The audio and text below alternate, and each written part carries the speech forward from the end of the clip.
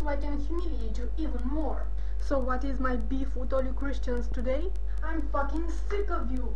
All you Christians know how to do is ask and pray and ask and pray. Lately, there have been a lot of movies that attack Christianity, and not just Christianity, but faith in general. Theoretically, if you want to dispute scientific theories, you do it with arguments, and if you want to dispute religious beliefs, you do it with philosophy. But if you are coming to fight religion with science, you are wasting your time.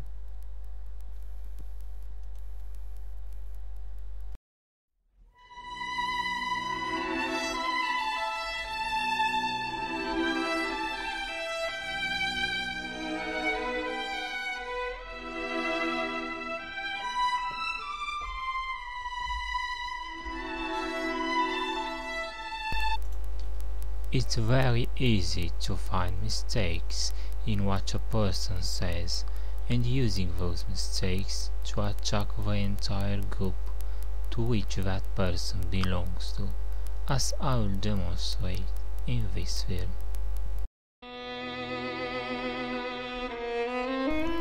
So if people laugh at creationists, that means Christian, because that is why this suggests.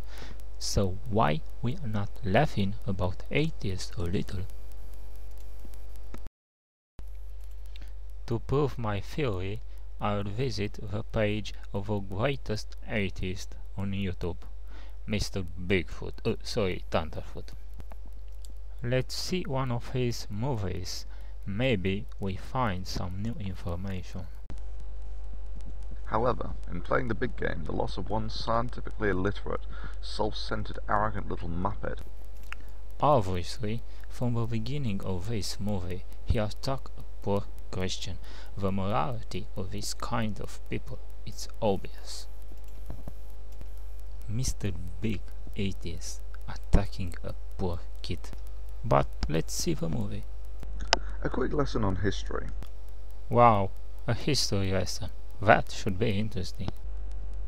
A quick lesson on history.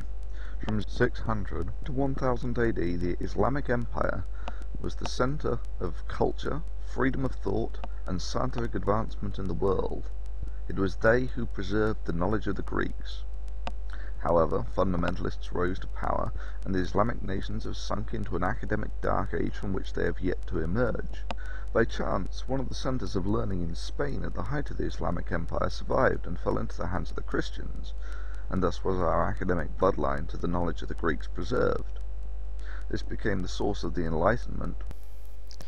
So, this dude is trying to say that all the values of today are taken from Arabs, and therefore Christianity has no contribution to the modern society. It was not that Western nations were born out of Christian values, such as slavery, burning witches, stoning adulterers, etc. Most atheists are using such methods, and they are inventing arguments to support their lack of faith.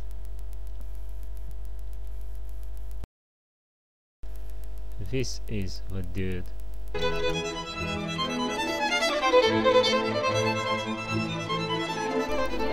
Dude, there existed such a thing as the Byzantine Empire, you know? They called it the Second Rome, a great city astride Europe and Asia. And its vast empire, which would preserve Greco-Roman culture and transmit it to the West, when Rome itself lay in barbarian hands. The Byzantine Empire, this time on the Western tradition. Yep, there was such a thing as the Byzantine Empire, and the Byzantine were Christian, and it was not a small empire. The power of the Western Roman Empire lasted 5 centuries. The power of Babylon and Assyria rather less than that. The Persian Empire took 3 centuries before Alexander put an end to it, And the British Empire lasted about 2 centuries. But the Byzantine Empire survived longer than any of these. Only Egypt lasted longer. I do not understand how an atheist would not be able to say it. Yes, the Byzantine were those who preserved the true Greek culture and Roman civilization. It is true that Arabs have had a major contribution in domains such as mathematics, astronomy and medicine. But for example, it was Christian Byzantine medicine that influenced the Islamic medicine, and in Byzantium were the first hospital near the Christian monasteries.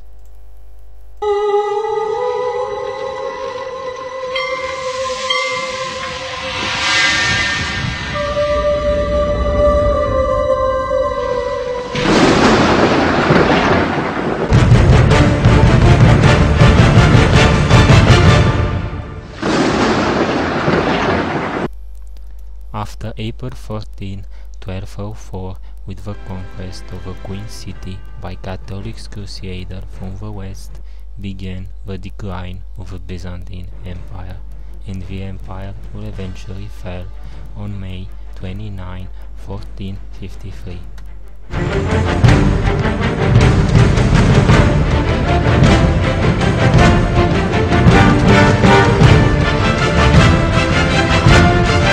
During the decline of the Byzantine Empire 1203–1453, there took place a migration of Byzantine Greek scholars from Byzantium to the Free Europe. The migration continued mainly after the fall of Constantinople from 1453 until the 16th century, and it is considered by modern scholars as crucial in the revival of Greek and Roman studies, arts and sciences, and subsequently in the formation of Renaissance humanism. Even people on YouTube know to approximate the date of the starting of the Renaissance. The decline of the Byzantine Empire, the Renaissance. Please compare the data.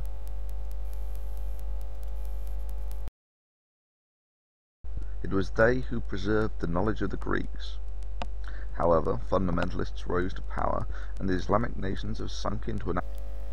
Dude, Greek civilization fell long before the appearance of a so-called Islamic civilization. And the so-called Islamic Empire disappeared long before the Renaissance, and the Western Roman Empire itself disappeared during Emperor Romulus Augustulus.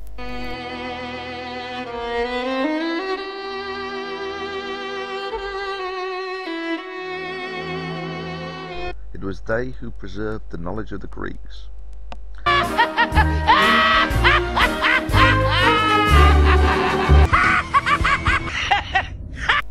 The Byzantine Empire was born in 330 on May 11 instead of the former Greek colony of Byzantium. It lasted until May 29, 1453. Byzantium was born at the right time to inherit the legacy of Greek culture and to continue the Roman tradition.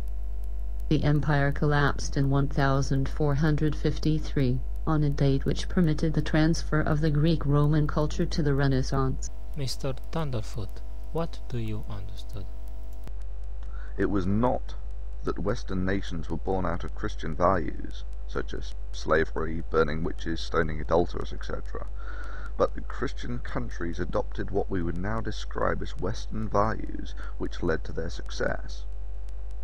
Christianity converted to Western values, and this was Europe's ticket out of the Dark Ages.